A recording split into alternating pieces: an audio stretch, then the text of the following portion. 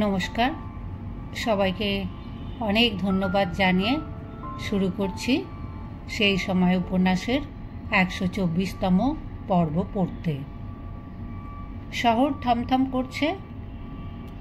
যে শহরের রাজপথ গলিপথ সব সময় লোকের ভিড়ে গিসগিস করে, কোলাহলে কান পাতা দায় হয়ে ওঠে।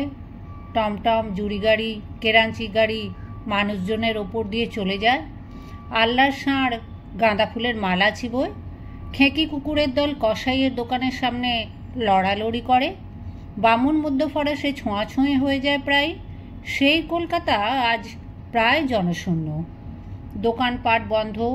অলিন্দে গবাক্ষে দেখা যায় কৌতূহলী ভীত মুখ। কখনো কখনো এক আধজন লোক এক বাড়ি থেকে বেরিয়ে তড়িৎ গতিতে রাস্তা পার হয়ে অন্য বাড়িতে ঢুকে যাচ্ছে। মাঝে মাঝে পদভারে পৃথিবী কম্পিত করে টহল দিয়ে যায় গোড়া সৈন্যের দল। আগে শহরের মধ্যে সৈন্যবাহিনী প্রায় দেখাই যেত না। এখন অনেকগুলি সরকারি ভবনে সৈন্য সমাবেশ করা হয়েছে। শহরের একেবারে কেন্দ্রস্থলে পটলডাঙ্গার নিকটবর্তী সংস্কৃত কলেজে গোড়া সৈন্যরা আস্তানা গেড়েছে। যে কোনো দিন বিদ্রোহী সিপাহীরা ব্রিটিশ ভারতের রাজধানী কলকাতা দখল করতে আসবে। প্রায় প্রতিদিনই বন্দরে জাহাজ আসছে। তার থেকে নামছে খাস বিলেতি সৈন্যদল। মাদ্রাজ ও বোম্বাই প্রেসিডেন্সি থেকেও সৈন্যবাহিনী পাঠানো হচ্ছে উত্তর ও পূর্ব ভারতের দিকে। বর্মদেশের পেগু শহর এবং সিংহল দেশ থেকেও আনানো হচ্ছে ব্রিটিশ ফৌজ। সংবাদপত্রের কণ্ঠরোধ করা হয়েছে। কিছুদিন ধরেই বিদ্রোহের নানা ঘটনা নিয়ে সংবাদপত্রগুলিতে নানা রূপ অতিরঞ্জিত কাহিনী প্রকাশিত হচ্ছিল। এখন সরকার সেন্সর প্রথা চালু করায় ফল হলো বিপরীত।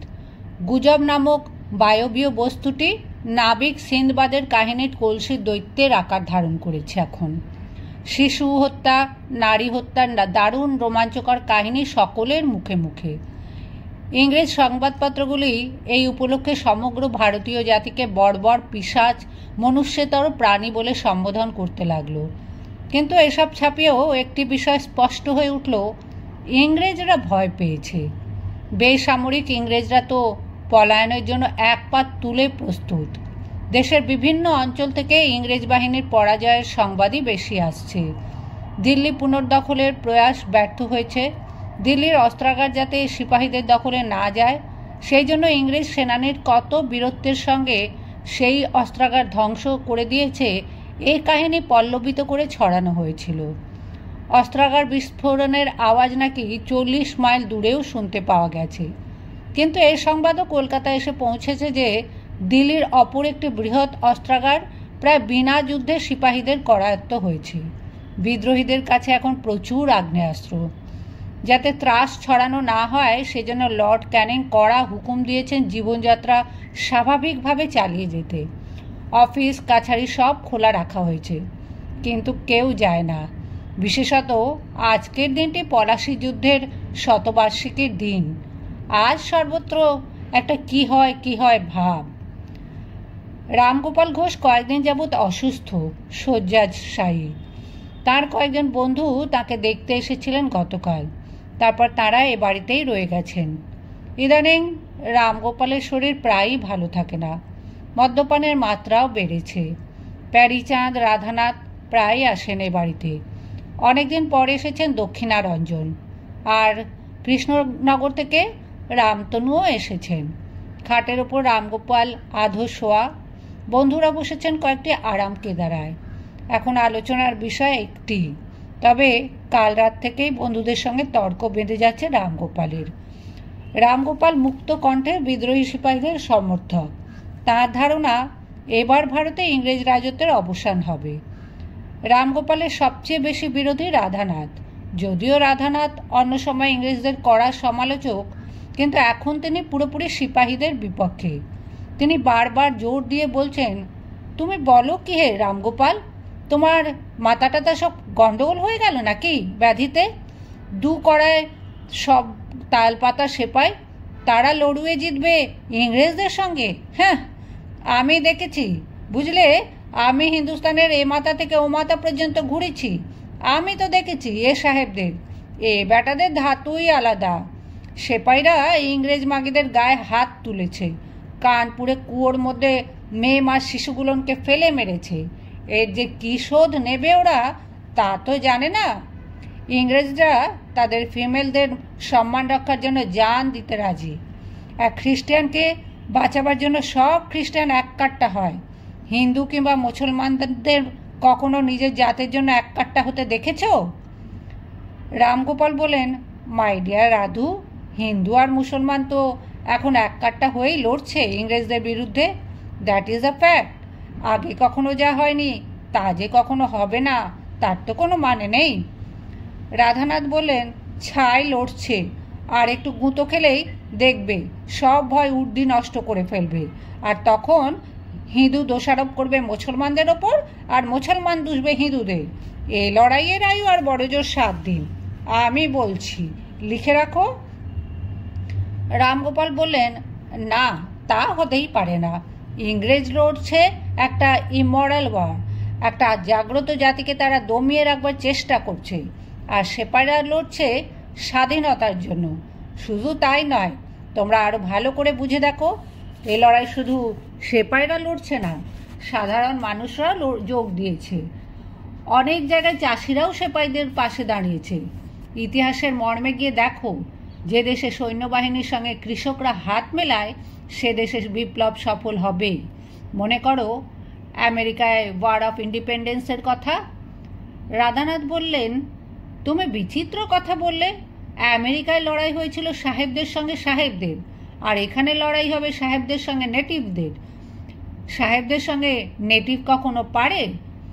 রামগোপাল ক্লিষ্টভাবে হেসে বললেন, রাধু, আমি যদি ইংল্যান্ডে যাই তখন ইংরেজরাই হবে সে দেশের নেটিভ, আর আমি হব সাহেব। আমেরিকায় আমেরিকানরাও নেটিভ। তুমি নিজেই তো প্রমাণ করেছো যে নেটিভ হয়েও তুমি সাহেবদের চেয়ে কোনো অংশে কম নও। প্যারীচাঁদ বললেন, কিন্তু ভাই রামগোপাল, সিপাহীরা জয়ী হলে আমাদের মঙ্গল হবে না, অমঙ্গলই বেশি হবে। আমরা সবেমাত্র পশ্চিমী সভ্যতার সুফল পেতে শুরু করেছি, আবার আমরা পিছু পানে ছুটব। বুড়ো বাহাদুর শাহ করবেন এই দেশ শাসন, তার ছেলেগুলো এক একটা অকাল কুষ্মাণ্ড। মোগল শাসনের শেষ দিকে কি এদেশে অন্ধকার যুগ নেমে আসেনি? এতদিনের মোগল শাসনে আমরা কি পেয়েছি? অশিক্ষা, কুসংস্কার, ভোগবিলাসের নক্কারজনক চিত্র, অবিচার, অত্যাচার। মোগল পাঠানরা কখনো এদেশের সর্বত্রই স্কুল খোলার কথা ভেবেছে? সর্বক্ষণ ধর্ম ধর্ম করে না চেঁচিয়েও যে সুস্থ সামাজিক জীবন গড়ে তোলা যায় সে আদর্শ আমাদের চোখের সামনে রেখেছে। নবাবী আমলের কোনো ভালো দিক তুমি দেখতে পাও? সব তো একেবারে রসাতলে যেতে বসেছেন। আমি ভাই জোর গলায় বলবো, ইংরেজ আমাদের রক্ষাকর্তা। রামগোপাল বললেন, শোনো, বিপ্লবের পর একটা বিরাট পরিবর্তন আসে। তখন বাহাদুর শাহ শাসক হবেন না কে শাসক হবেন তা ঠিক করবে এ দেশের নিয়তি। আর বিজ্ঞানের অগ্রগতির ফলে একটা নবযুগ এসেছে। বিশ্বের নানা দিকে জানালা খুলে গেছে। জ্ঞান বিজ্ঞানের আলো আমাদের দেশেও এসে পৌঁছতই। আবার পেছন পানে ফিরে যাবার কোনো প্রশ্নই ওঠে না। স্বাধীন দেশ নিজে থেকেই এগিয়ে যায়। রাধানাথ বললেন, এসব কথা যে বলছো এসবও তো শিখেছো ইংরেজের লেখা বই পড়েই। রামগোপাল বলেন, কোনো বই কোনো জাতের নিজস্ব সম্পত্তি নয়। প্যারীচাঁদ বললেন, সেপাইরা কিন্তু তোমার মতন বড় বই পড়েনি। তোমার ওই বাহাদুর শাহ কিংবা ধুন্দপন্থ জ্ঞান বিজ্ঞানের তোয়াক্কা করেন না। তারা জিতলে মধ্যযুগই আবার ফিরে আসবে। তারা বর্বরতারই পুনঃপ্রবর্তন করছে। রাধানাথ অট্টহাস্য করে বললেন, জিতবে? ছো ছো, এই সেপাইরা জিতবে এমন কথা স্বপ্নেও ভেবো না। রামগোপাল একটু আহতভাবে বললেন, তোমরা মহান ডিরোজিও শিষ্য হয়েও তোমাদের মনে স্বাধীনতার স্পৃহা জাগে না? বিদেশের পদানত হয়ে থাকাটাই তোমাদের কাছে সুখের। হেয়ার বিটনের মতন 2-4টে ভদ্র ইংরেজের কথা আলাদা, কিন্তু অধিকাংশ ইংরেজ আমাদের কি চোখে দেখে তা কি তোমাদের জানতে বাকি আছে? প্যারীচাঁদ বললেন, মোগল আমলে আমরা হিন্দুরা কি স্বাধীন ছিলাম? তুমি বলো কি রামগোপাল? তখনও তো আমরা পদানতই ছিলাম। যদি প্রধানত থাকাই আমাদের নিয়তি হয়, তাহলে একটু ভদ্রগোছের পরিষ্কার পরিচ্ছন্ন পায়ের তলা থাকাটাই ভালো নয়? এবার দক্ষিণারঞ্জন ওদের কথায় বাধা দিয়ে কথা বলে উঠল। তিনি বললেন, তোমরা এই লড়াইটাকে শুধু সেপাই আর ইংরেজদের লড়াই বলে ভাবছ কেন? এ তো লড়াইয়ে একটা দিক মাত্র। সারা হিন্দুস্তান আজ ইংরেজ শাসনের বিক্ষুব্ধ। দেশটাকে চুষে একেবারে ছিবড়ে করে দিচ্ছে ইংরেজ। ভারত এই সেদিন পর্যন্ত ছিল একটা পণ্য উৎপাদনকারী দেশ, আর আজ কি অবস্থা? আগে দেশ বিদেশে ভারতের দ্রব্যের চাহিদা ছিল, আর আজ আমাদের দেশ সারা ইউরোপের কাঁচা বাজার। আমাদের তাঁত শিল্পকে ইংরেজ একেবারে ধ্বংস করে বিলিতি কাপড় এখন চালাচ্ছে এদেশে। ভাই প্যারি, আমি একদিক থেকে রামগোপালের সঙ্গে একমত। তুমি মোগল শাসনের সঙ্গে তুলনা করলে, কিন্তু তুলনাটা একটু ভাষা ভাষা হয়ে গেল না? তুমি ইংরেজের ভদ্রগোছের ফর্সা পা দেখেই ভুললে, কিন্তু ওই পা যে 10 গুণ ভারী সেটা ভেবে দেখলে না। মানছি যে মোগল আমলের অত্যাচার অবিচার ছিল, কিন্তু মোগল শাসকেরা এদেশের ধন রত্ন অপহরণ করে সব দৌলত আরব পারস্যে পাঠিয়ে দেয়নি। তারা এ দেশেরই লোক হয়ে গেছে। মোগলরা ব্যবসা করতে নামেনি, সাধারণ চাষির উৎপাদনে হাত দেয়নি। আর দেখো, নীলকরদের জ্বালায় সাধারণ চাষি তার মাঠে ধান না ফলিয়ে নীল চাষে বাধ্য হচ্ছে। পেটের মার সবচেয়ে বড় মার। মোগলরা অত্যাচার করত, নারী হরণ করত, লুটপাট করত, কিন্তু ইংরেজ সুকৌশলে গোটা দেশের মানুষকে পেটে মেরে দিচ্ছে। রামগোপাল বললেন, ঠিক বলেছ দক্ষিণা। দক্ষিণারঞ্জন বললেন, এ লড়াই শুধু সেপাইরা লড়ছে না, কিছুদিন আগে সাঁওতালরা বিদ্রোহ করেছিল। ইংরেজ তাদের পিঠিয়ে অনেকটা ঠান্ডা করলেও তারা শান্ত হয়নি। যে কোনো সময় তারা আবার ফুঁসে উঠবে। ফরাজিরাও স্বাধীনতা ঘোষণা করেছিল। তাদের নেতা দুদ্দু খাঁ এখন জেলে, কিন্তু তার হাজার হাজার চেলা আছে বলে শুনেছি। তারা যে কোনো দিন ইংরেজের বিরুদ্ধে আবার অস্ত্র ধরতে পারে। নীল চাষিরাই বা কতদিন এই অত্যাচার মেনে নেবে? লড়াই লাগবে নানা দিক দিয়ে। ইংরেজ কিভাবে সবাইকে ঠেকাবে? রামগোপাল বলেন, তোমরা বুঝতে পারছো না কেন? এটা কত বড় একটা শুভ লক্ষণ যে হিন্দু মুসলমান একসঙ্গে মিলে দেশের স্বাধীনতা চাইছে। প্যারীচাঁদ বলেন, যদি কোনো ক্রমে ইংরেজ এদেশ ছেড়ে চলে যায়, তাহলে আবার দেখবে হিন্দুর ভাগ্যে লবডঙ্কা। হাতিয়ার তো মুসলমানদের হাতে, শাসনভারও তাদের হাতেই থাকছে। রাধানাথ বললেন, যাবে না, যাবে না, ইংরেজ এদেশ ছেড়ে যাবে না, কোনো চিন্তা নেই। কি বলো তনু, তুমি চুপ করে রয়েছ, কিছু বলছো না? স্বল্পভাষী রামতলু বললেন, আমি শুনছি তোমাদের কথা, তবে আমার মত যদি জিজ্ঞেস করো, তাহলে বলি আমি ইংরেজ শাসনের পক্ষে। এদের সবেমাত্র জেগে উঠেছে, এখনও স্বাবলম্বী হবার মতন ঠিক উপযুক্ত সময় হয়নি। রামগোপাল উত্তেজনার সঙ্গে উঠে বসে বললেন, তোমরা যাই বলো, আজ যদি সেপাইরা কলকাতায় এসে পড়ে, আমি নিজে তাদের স্বাগতম জানাবো, তাদের বুকে জড়িয়ে ধরব। প্যারীচাঁদ বলেন, তার আগেই সেপাইরা তোমায় কচু কাটা করবে। রাধানাথ আবার হেসে উঠলেন। রামগোপাল বললেন, কেন? সেপাইরা নিজের দেশের লোকদের মারছে এমন তো শুনিনি। প্যারীচাঁদ বললেন, বাঙালিদের ওপর তাদের ভারী রাগ। তুমি তো প্যান্টালুন না পরে রাস্তায় বেরো না, প্যান্টালুন পরা লোক দেখলেই নাকি সেপাইরা ঠ্যাঙাচ্ছে। রাধানাথ বললেন, আর মেদিনীপুর থেকে রাজনারায়ণ চিঠিতে কি লিখেছে বলো? প্যারীচাঁদ বললেন, রাজনারায়ণ বড় মজার কথা লিখেছে। ও তো মেদিনীপুরের হেডমাস্টার, ওকে স্কুল আওয়ারে সর্বদা প্যান্টালুন কোট পরে থাকতে হয়। এদিকে মেদিনীপুরে সেপাইদেরও একটা ছাউনি আছে। কখন সেপাইরা বিদ্রোহ করে রেড়ের করে ছুটে আসবে তার ঠিক নেই কো। তাই রাজনারায়ণ প্যান্টালুন কোটের নিচে ধুতি আর পিরান পরে থাকে। সেপাইদের আসতে দেখলেই প্যান্টালুন কোট ছেড়ে ভিড়ে মিশে যাবে। রাধানাথ বলেন, একদিন শুধু হুজুগেই নাকি স্কুলের সব মাস্টাররা প্যান্টালুন কোট খুলে একেবারে।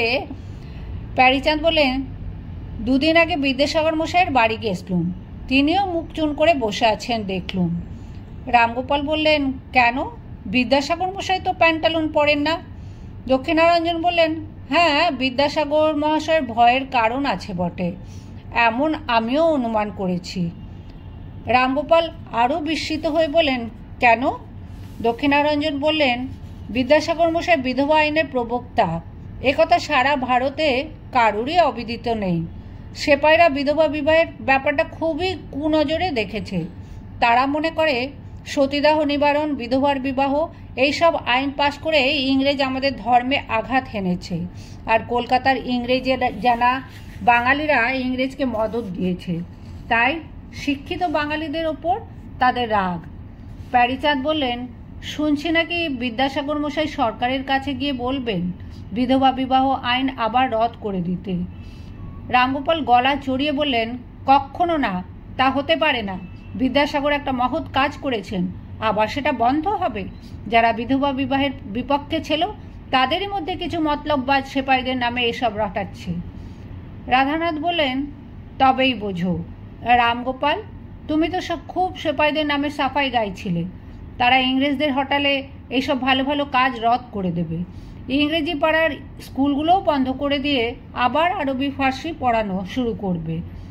রামগোপাল দক্ষিণারঞ্জনের দিকে তাকিয়ে বলেন, আমরা ডিরোজিও শিষ্যরা নানান ব্যাপারে আমাদের মত প্রকাশ করেছি, উপযুক্ত আন্দোলনকে সমর্থন জানিয়েছি, আর এখন দেশে এত বড় কাণ্ড হচ্ছে, আমরা কোনো কথা বলবো না? কোনটা মন্দ তাও জানবো না? জোড়াসাঁকোর সিংহবাড়িতেও এই একই সময় একই বিষয় নিয়ে আলোচনা চলছে। বিদ্যুৎসাহিনী সভার কয়েকজন সভ্য এ বাড়িতে কিছুদিনের জন্য বসতি নিয়েছেন। নাটক অভিনয় নেশা এমনই লেগে গেছে যে কিছুতেই আর মহলা বন্ধ করতে তাদের মন চায় না। মাঝে মাঝে অবশ্য বিদ্রোহের কথা ওঠে। অনেক আলোচনার পর বিদ্যুৎসাহিনী সভার সভ্যরাও সিদ্ধান্ত নিল যে বর্তমান সময়ে ইংরেজ শাসনকে সমর্থন করাই সম্পূর্ণ যুক্তিযুক্ত। ইংরেজদের অনেক দোষ আছে সত্য, তবু ইংরেজরা এদেশে মোটামুটি সুশৃঙ্খল সভ্য শাসন ব্যবস্থা প্রতিষ্ঠিত করতে চলেছে। তার বদলে শিক্ষাহীন নীতিহীন সিপাহীদের শাসন চালু হলে দেশের চরম দুর্দিন আসবে, চরম অরাজক অবস্থা হবে। যদুপতি গাঙ্গুলি ও নবীন কুমার সিপাহীদের এবং স্বাধীনতার সপক্ষে দু চারটি কথা বলতে গিয়েছিল, কিন্তু হিন্দু প্যাট্রিয়টের সম্পাদক হরিশ মুখুজ্জে যুক্তিপূর্ণ তীব্র ভাষায় তাদের একেবারে নিরস্ত করে দিল। হরিশের কথাই শেষ পর্যন্ত মেনে নিল সকলে। সেদিন ওদের বৈঠক শেষ হলো অনেক রাতে। পলাশির যুদ্ধের শতবার্ষিকীর দিনটিতে কলকাতা শহরে কিছুই ঘটল না। অন্যরা সকলে খাওয়া দাওয়া সেরে শুয়ে পড়ল মজলিস কক্ষে। নবীন কুমার গেল নিজের ঘরে। মধ্যরাত্রে ঘুম ভেঙে গেল নবীন কুমারের। পার্শ্বে সাহিত্য সরোজিনীকে ঠেলা দিয়ে ডেকে নবীন কুমার বলল, সরোজ, সরোজ, ওঠো ওঠো। সরোজিনী ধরফর করে জেগে উঠে বলল, কি কি হয়েছে? নবীন কুমার বলল, আমি বড় অদ্ভুত স্বপ্ন দেখলুম। স্বপ্ন কিনা কে জানে। তুমি বাইরে রাস্তায় কোনো শোরগোল শুনতে পাচ্ছ? আমি যেন এখনো শুনছি। সরোজিনী বলল, কই, কোনো শব্দ নেই তো, সব তো একেবারে শুনশান। নবীন কুমার বলল, তাহলে স্বপ্নই। আমি কি দেখলুম জানো? সেপাইরা এসে পড়েছে আর কলকাতা শহর একেবারে কবজা করে নিয়েছে এক লহমায়। সরোজিনী বলল, ও মা, এ কি সর্বনেশে কথা! এমন স্বপন কেউ দেখে? সেপাইরা এলে আমাদেরও মেরে কুটে শেষ করবে না?